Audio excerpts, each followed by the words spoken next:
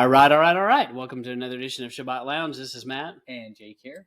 And here we are, jumping in the middle of our thing. And what are we talking about today, Jake, while I navigate to the beginning of this? Yeah, so this is, we're doing Torah Portions. This is week 20. Tetzaveh You Shall COMMANDS, I guess. And it comes from Exodus 27:20 through 30:11. So, commands. 27:20 through 30:11. You shall command. I don't think there's supposed to be an S on it, maybe. Oh, okay. That makes sense. Extra letter You there. shall command. So once again, when we do these, we're just trying to do a fast overview of the scripture, and we want to encourage everyone to read it and not just take our word for it. Right. See what it says. We're just trying to hit the highlights here. So there's this concept of keeping the fire lit at all times. It's our job to do this. What do you think that means?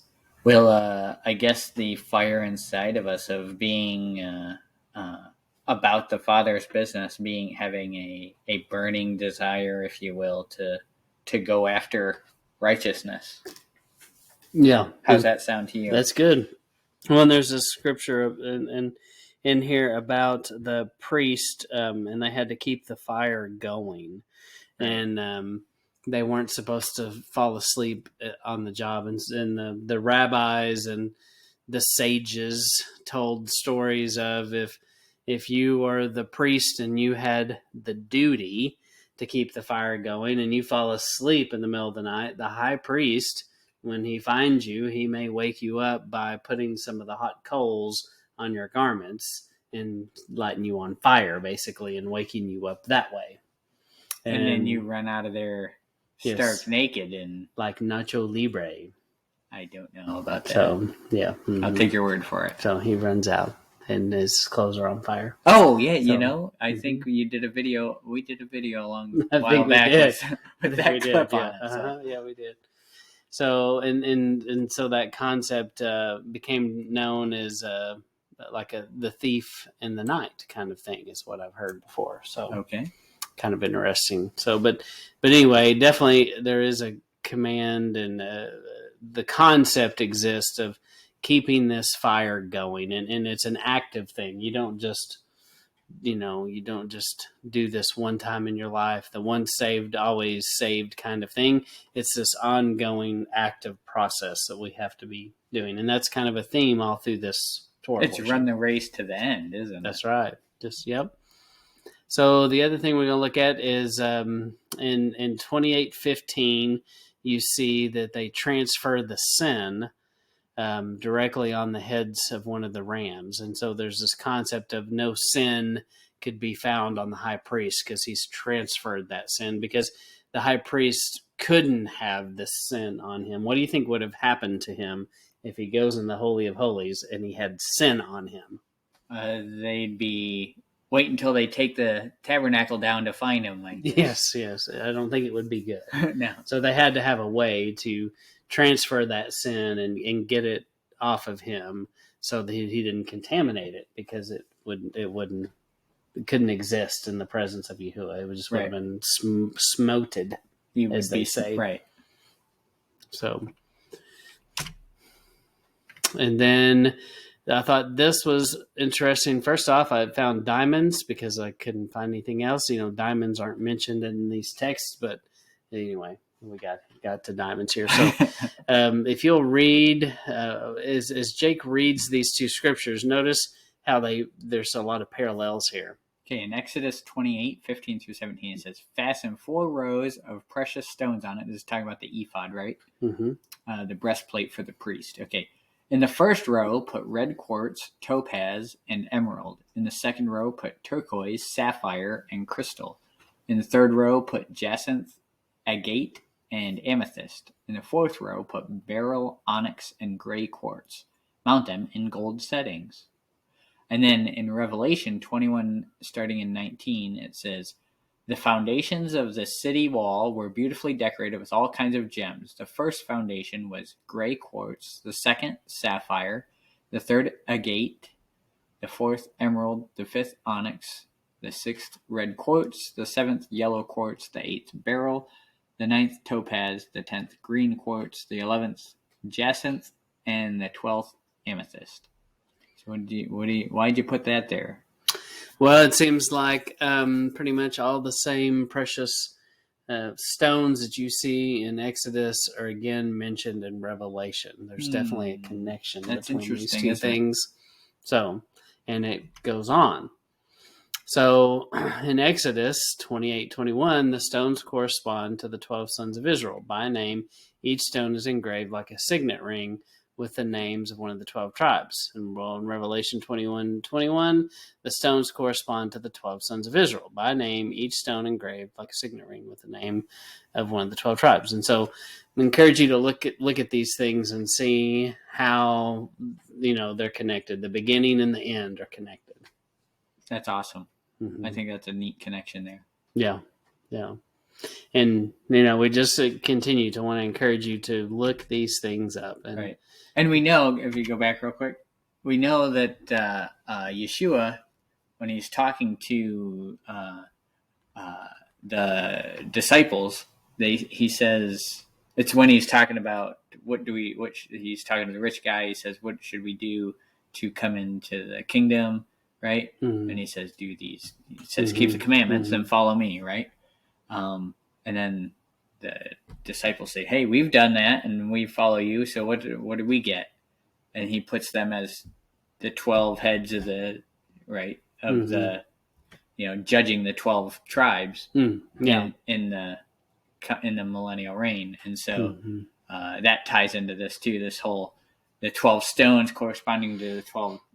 So it's all based on the tabernacle and what we're reading in these Torah portions in this time frame here, because before, when you'd read this, it didn't really apply. It gets real dry if you can't apply it somehow. Yeah. And this is how it's applying. It's pointing to something that Moses saw in the heavens, right? He was shown something in the heavenlies, and he made a model of it, of what he saw. And then in Revelation, you see the actual thing come to pass. Yeah, that's good. The kidneys. So again, lovely graphic here for you. Nice tie in there. Yes, just jump right into the kidneys. So in ancient times, they talked about kidneys, the way you describe your heart, your ideas, your emotions. Right.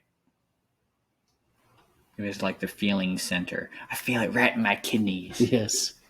Now it's like, well, maybe you should go get that checked out. Maybe like a gut feeling today is kind of a way we'd call it today. Yeah.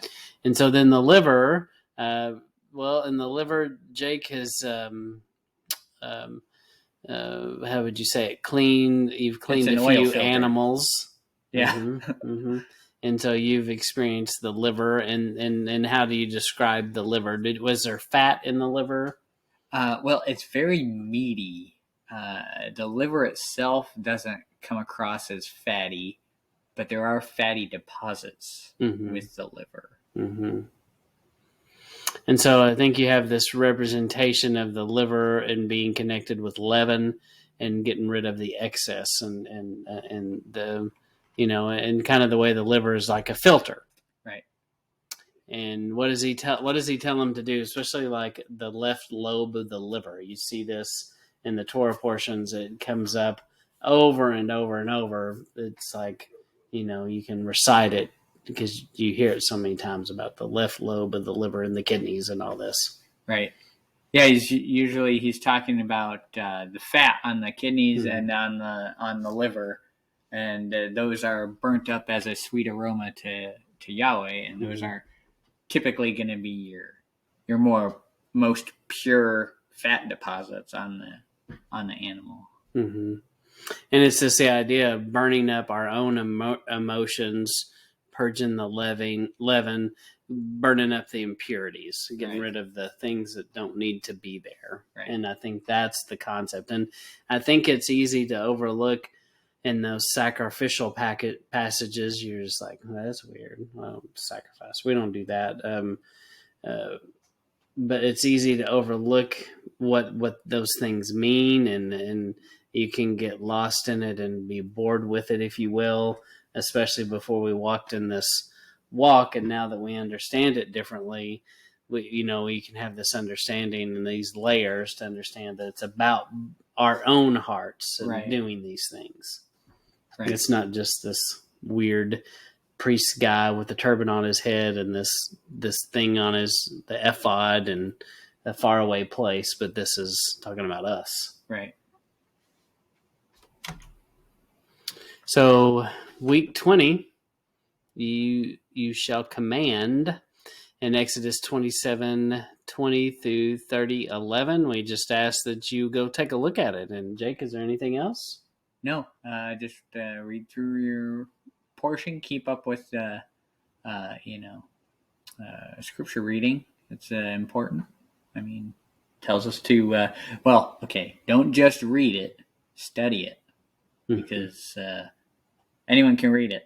Yep. But studying it shows you're putting some effort into it. That's right. And if you just stumbled across this, you don't know anything we're talking about, we encourage you to go back to the beginning of the book and start reading it again with fresh eyes. Right. So, but you can find us in lots of places. If you just Google Sabbath Lounge, Jake, what will they find? Tell the audience what they'll find. Surprisingly, they will find Sabbath Lounge. Yes. Well, they might find some Black Sabbath stuff. Skip over that and then go to the Sabbath Lounge stuff. And you'll find all kinds of things from YouTube to podcast, all kinds of ways you can access us. So, but we appreciate you stopping by. And this is Matt and Jake signing off.